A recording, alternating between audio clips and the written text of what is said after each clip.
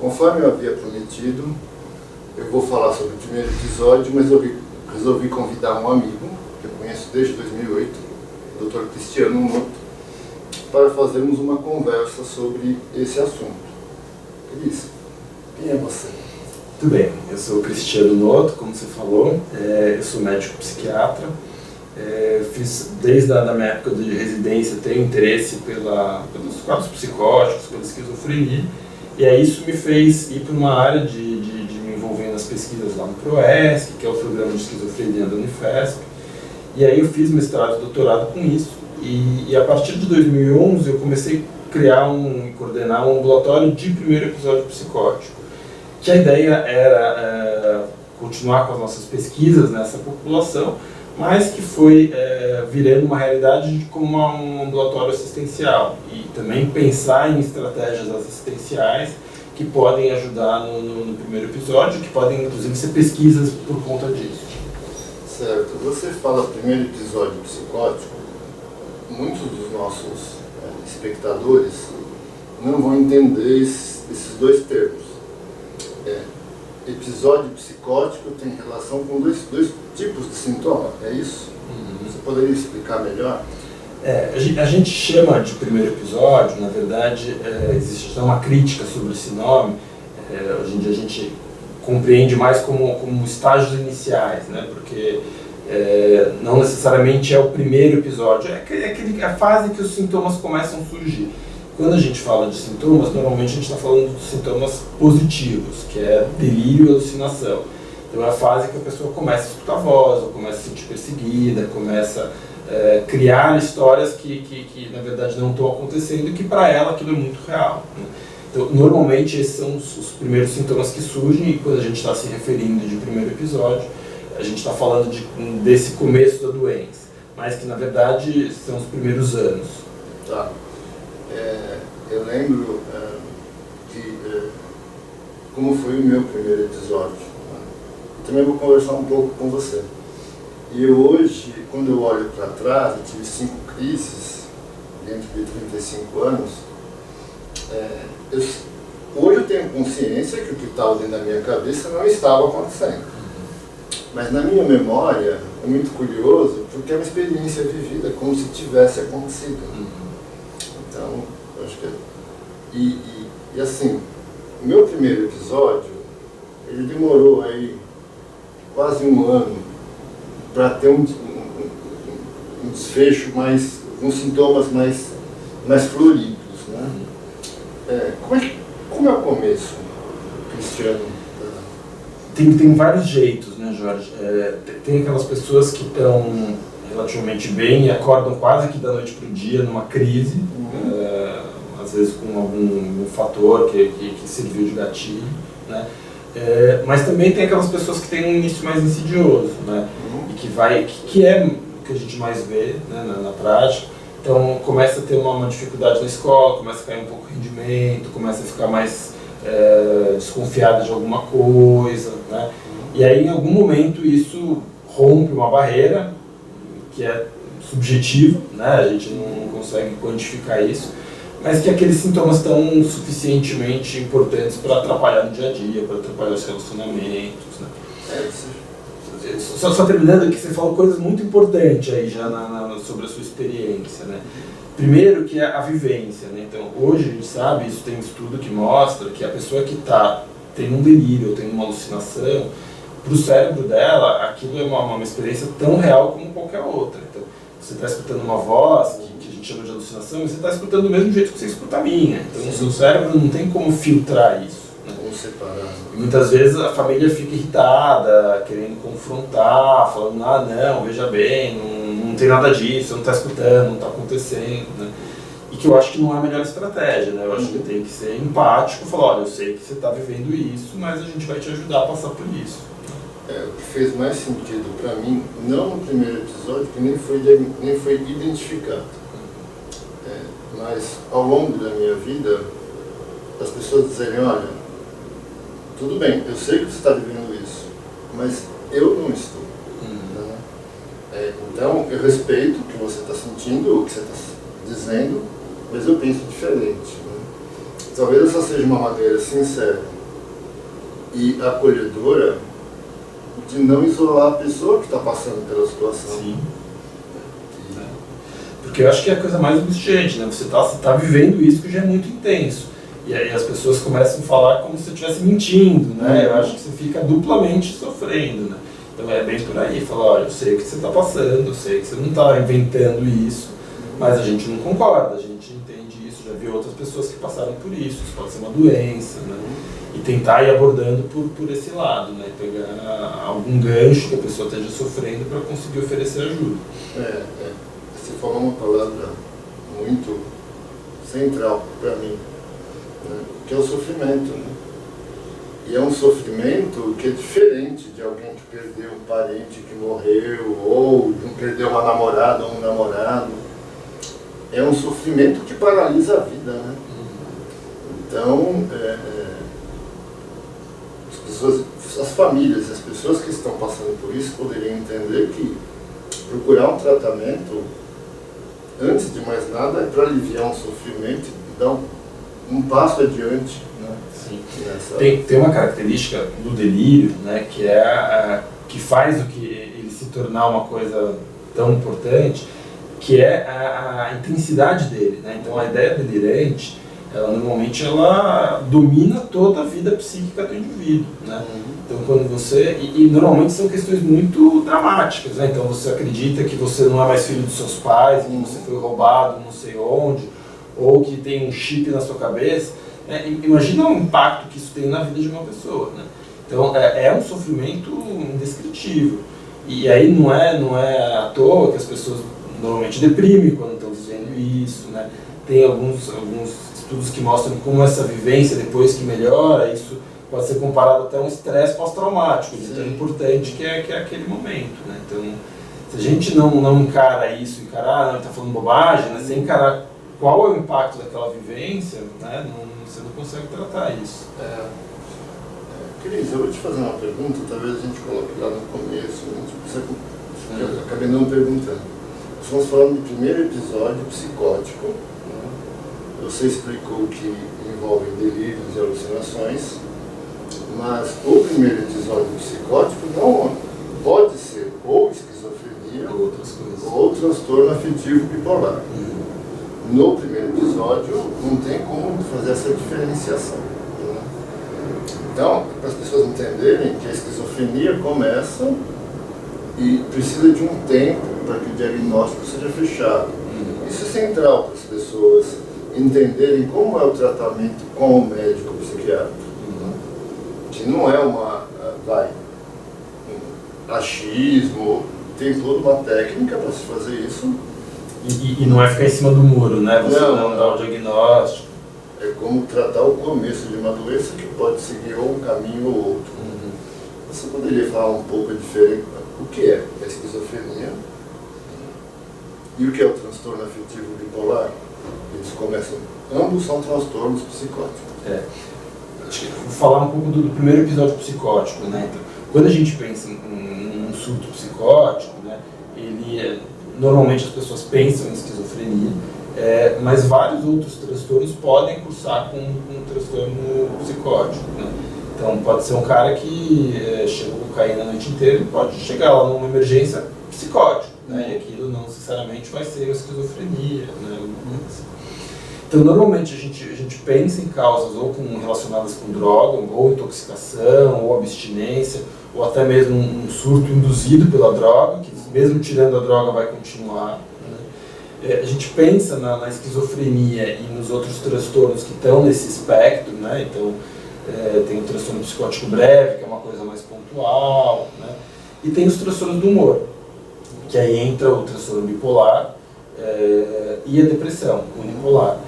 E aí podem, nos casos mais graves, terem sintomas psicóticos, que normalmente são, que a gente diz, congruente com o humor. Então, o rapaz que está mais deprimido, normalmente vem com delírio de culpa, de ruína, de que tudo nada vai dar certo.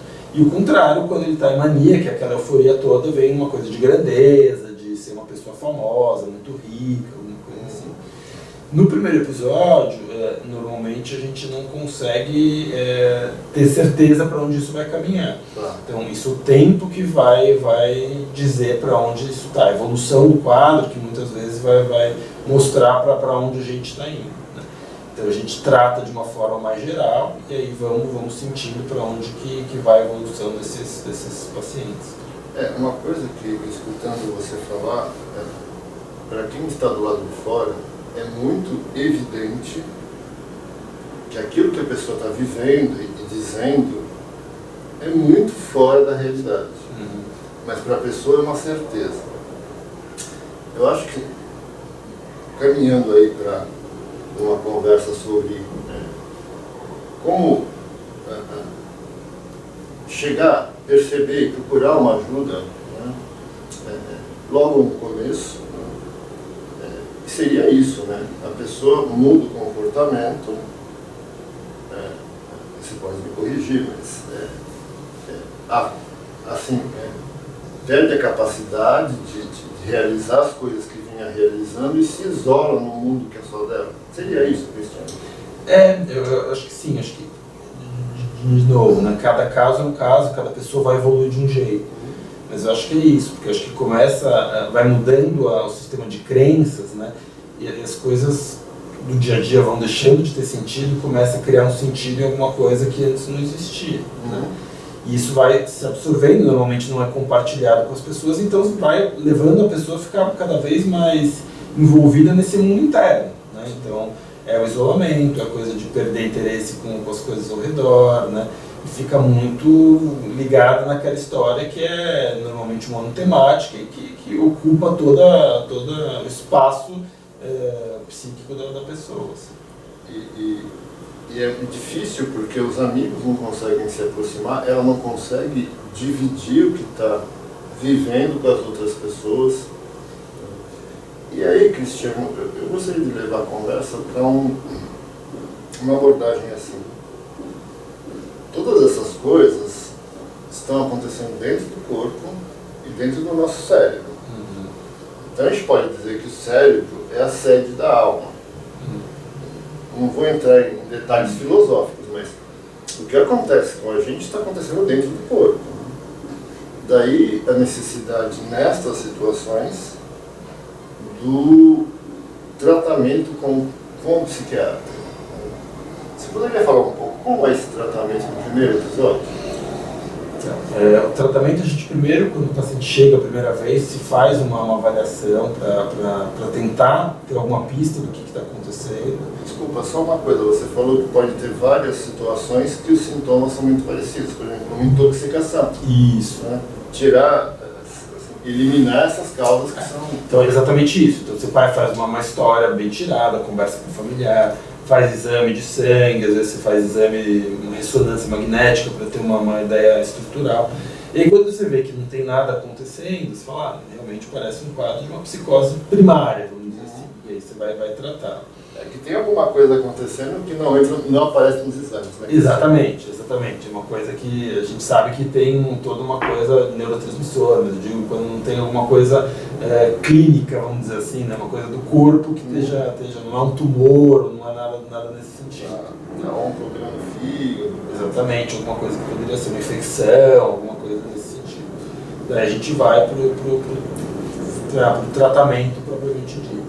O tratamento ele tem algumas particularidades, né? Então a pessoa no começo da doença ela é muito mais sensível à ação do medicamento. Então a gente já começa usando doses, normalmente metade das doses que são utilizadas nos pacientes mais crônicos. Né? E existe uma recomendação de tomar muito cuidado e com muita parcimônia na hora de subir as doses. Né? Porque do mesmo jeito que esses pacientes são mais sensíveis para responder ao tratamento, eles também estão mais sensíveis a desenvolver sintomas colaterais, né, que podem atrapalhar muito a vida dessas pessoas. Então, o grande lema dos clínicas de primeiro episódio é esse: começar com dose bem baixinha e subindo bem devagarinho.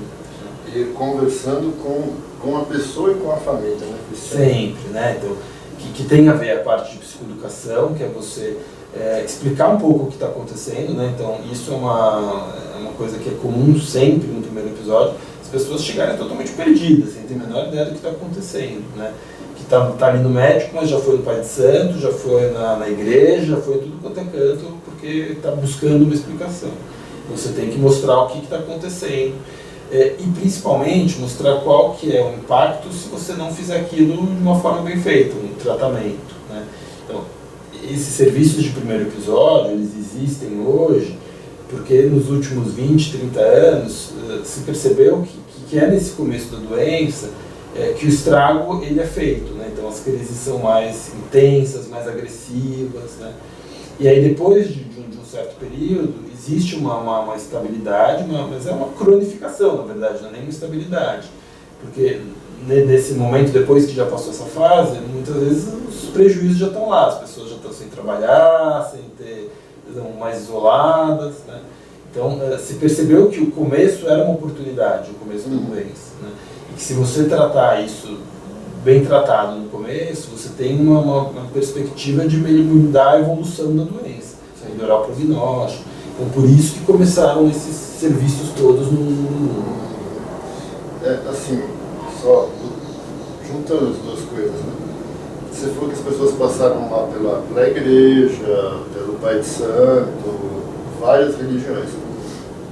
É preciso sempre deixar claro, quando a gente fala fora do ambiente da universidade, que a religiosidade é muito importante para as pessoas. Quem tem a fé é importante. Não existe uma separação entre a fé e a medicina.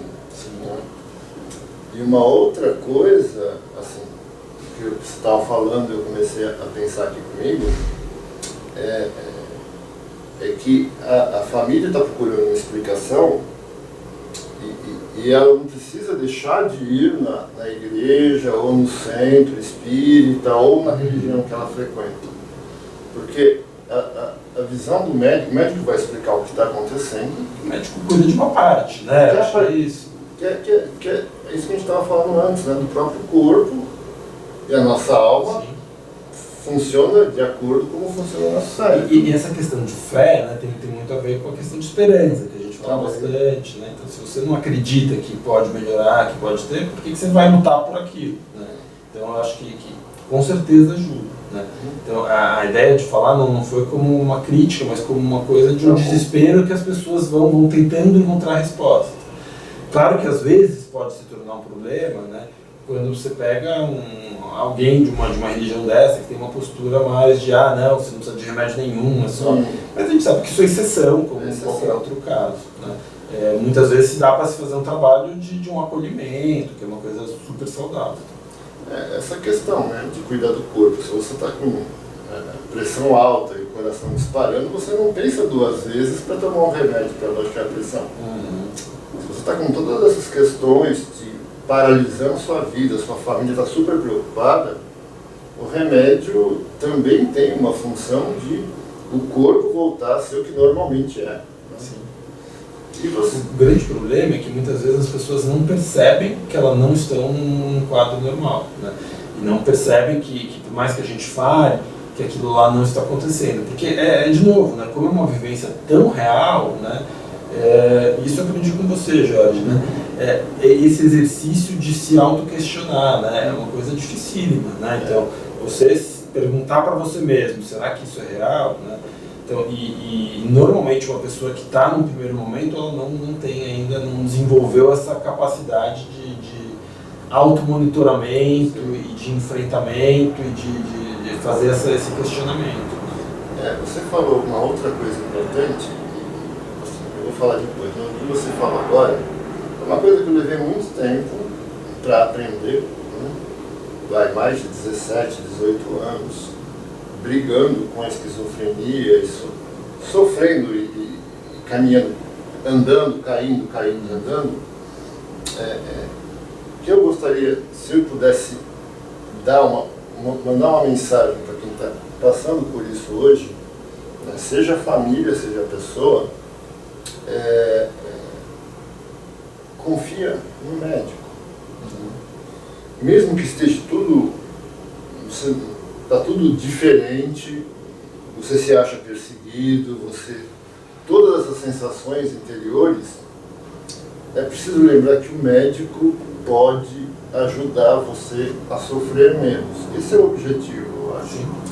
E pode ser o médico, né? Acho que é o que faz mais sentido, mas eu acho que você está falando assim, você tem que ter um ponto de referência, né? Que você possa confiar e falar assim, e aí, tô saindo do prumo, e aqui você consiga ver o nível. Às vezes é um familiar, às vezes é uma namorada, né? Sim. Obviamente o médico melhor ainda porque ele já consegue conduzir se não for o caso, mas acho que é isso.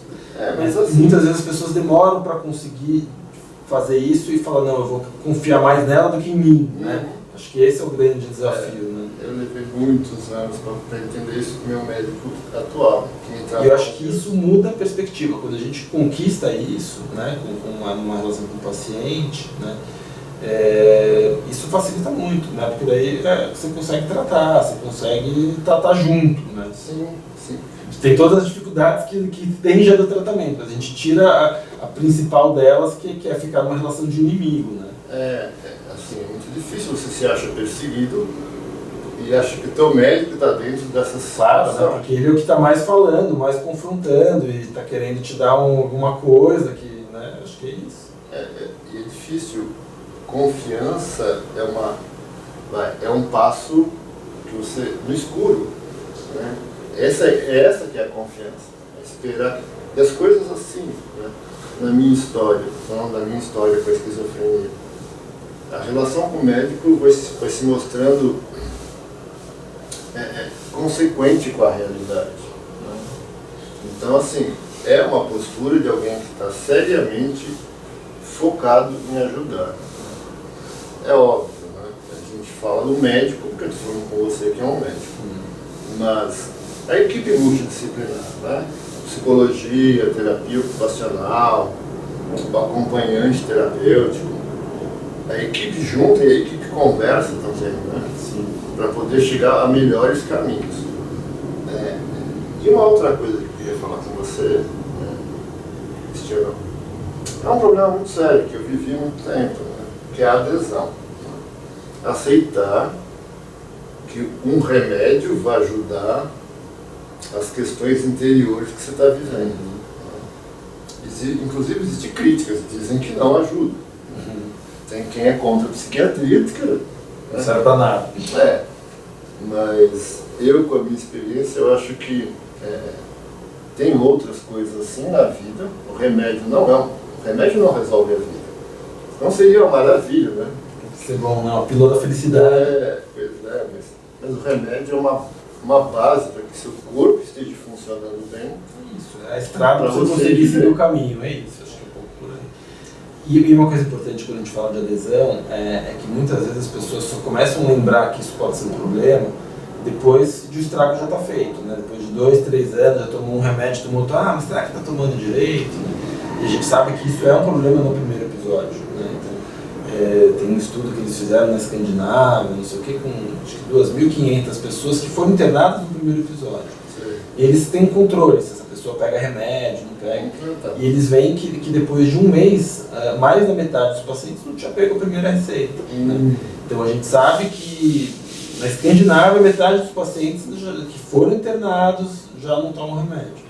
Isso aqui deve ser até pior aqui no Brasil, né? Então, a gente tem que ir lá desde o momento zero saber que é isso, que a pessoa, se ela não acha que ela tem uma doença, aquele remédio só traz problema. Então, obviamente, ela não vai querer tomar. Então, tem que pensar um jeito de abordar isso logo de cara. E é na relação médico-paciente que isso se constitui, né? Sim. Por isso que eu te falei da questão da confiança. E é difícil você confiar quando você não concorda com a outra pessoa, né? Abrir mão da sua certeza. Sim. E ouvir a outra pessoa. Isso é um exercício, né? Demora muito tempo para conseguir isso. Eu lembro que eu tenho um paciente que eu já passei por essa experiência que você está contando, né? Ele entrou numa crise, estava atrapalhado, não estava entendendo nada. Mas ele tinha uma relação tão boa que falou assim, agora o que a gente vai precisar é aumentar esse tamanho. Não, mas estou bem. Não, a gente vai precisar aumentar. E ele sabia que eu estava falando uma coisa que era pro bem dele, então ele nem questionava aquilo. Não estava entrando, mas por conta disso, por conta daquilo. Não, ele esse cara aqui cuida de mim, se ele está falando é para fazer isso. Esse é uma parte importante, né? E a família também apoiar esse processo, né?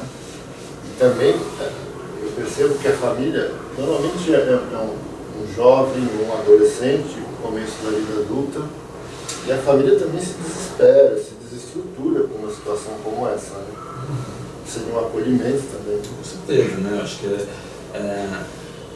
eu sempre falo isso para os pacientes quando reclamam que está internado, porque eu não sei se é pior para o paciente ou para a família, né? Porque a família tem toda uma coisa de expectativa, né? Então, um jovem que criou, está lá no começo da vida, de repente tem isso, e você tem uma frustração e uma incerteza muito grande, né? Mas o que vai acontecer agora? Como é que vai ser? Ele vai voltar, não vai voltar, vai melhorar, né? Então, a gente vê, é um desespero muito grande, né? A minha experiência com a minha família, né? Além disso, né? Além dessas questões de as expectativas têm que ser repensadas, né? O convívio familiar mesmo do dia a dia fica muito difícil. A pessoa passa por uma situação que ela está rompendo os limites dos laços familiares, né? Tem que ter muita paciência, né? Acho que a minha família teve muita paciência. Do equilíbrio lá, isso. Não, e aí fica uma coisa de uma insegurança, então se um dia você acorda mais mal-humorado, já fala, mas será que está tendo crise de novo, para não tomar remédio, já fica uma caça às bruxas, assim, né? Que demora muito tempo para se reconstruir de novo e as coisas voltarem ao normal e assentarem, né? Acho que é isso.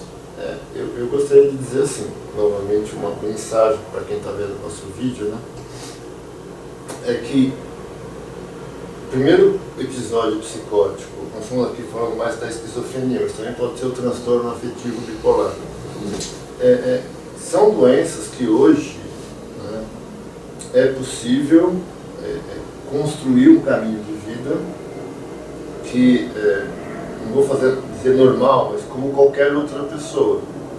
E a gente tem que aprender, eu aprendi isso depois de muitas décadas, né,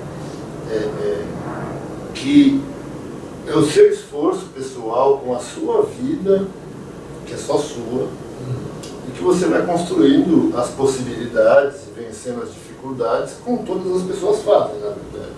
Sim. Só que, né, se eu tivesse diabetes, por exemplo, tipo 1, eu teria que estar preocupado com a minha glicemia. Como eu tenho essa questão biológica, que leva à esquizofrenia, que leva a crises da esquizofrenia, é preciso ter um cuidado muito próximo com a medicação para que isso fique sob controle. Como a glicemia fica sob controle com o remédio. É lógico, é muito diferente diabetes e esquizofrenia, são coisas muito diferentes.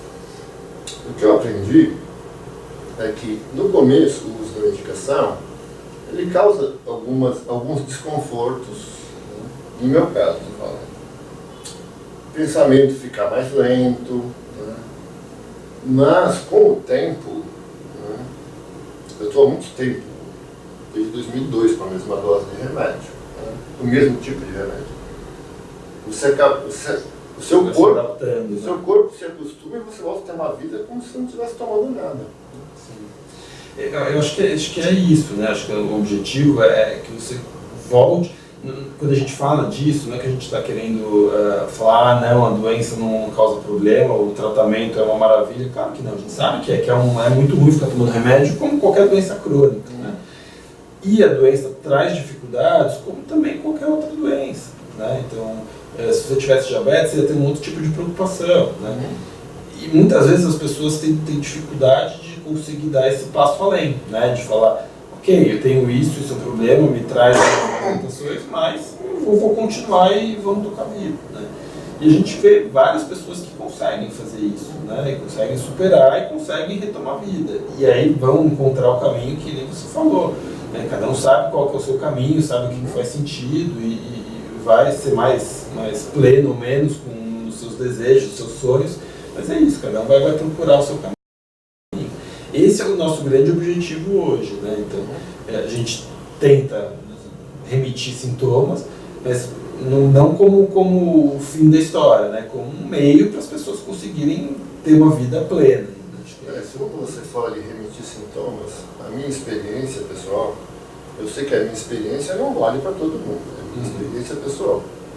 É que essas questões, dessas percepções muito diferentes, os delírios, as alucinações, que vem juntos também com perda da vontade, incapacidade, você não consegue expressar afeto, essas coisas vão, como você vai vivendo, e elas vão deixando de ter peso, elas vão ficando para trás.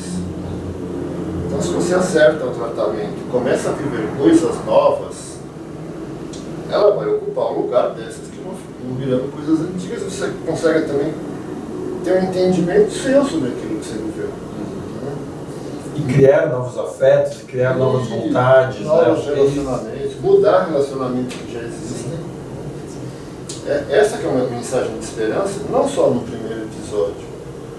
Eu tive 5 episódios até eu conseguir entender que eu tenho que me cuidar, inclusive antes do episódio aparecer.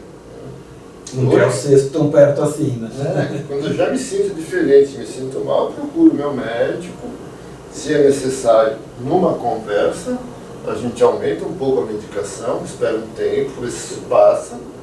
Normalmente, até hoje tem passado, mas assim, não chega a ameaçar a minha vida.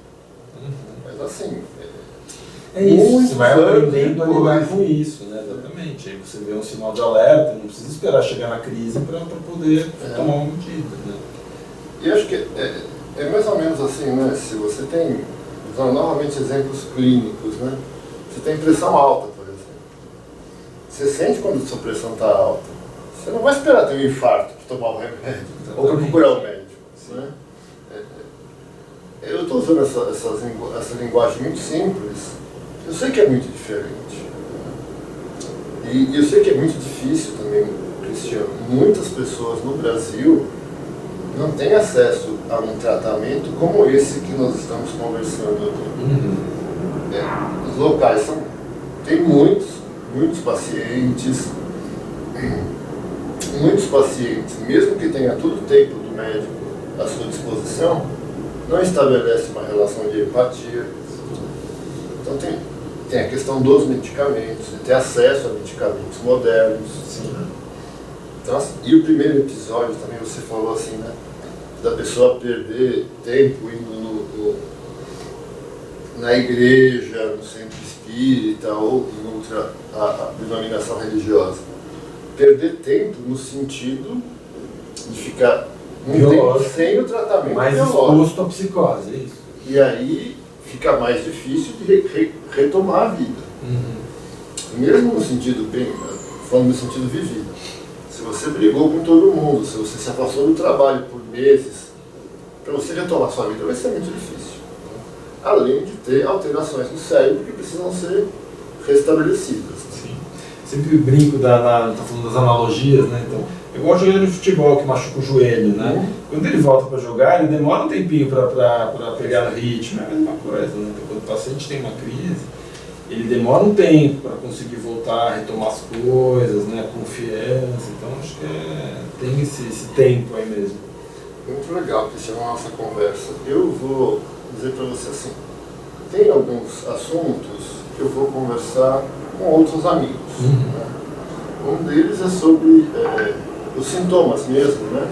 Ir a fundo nessa experiência desses sintomas, eu devo procurar algum outro médico. E outra coisa que é uma questão da juventude, sempre foi da juventude de todos os tempos, foi do meu tempo também, que é o uso de drogas. Né? Eu vou procurar uma amiga, também psiquiatra, que se dedica ao setor de adição.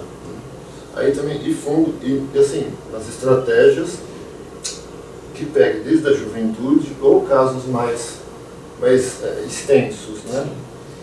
Existem técnicas de tratamento, de acolhimento e de postura.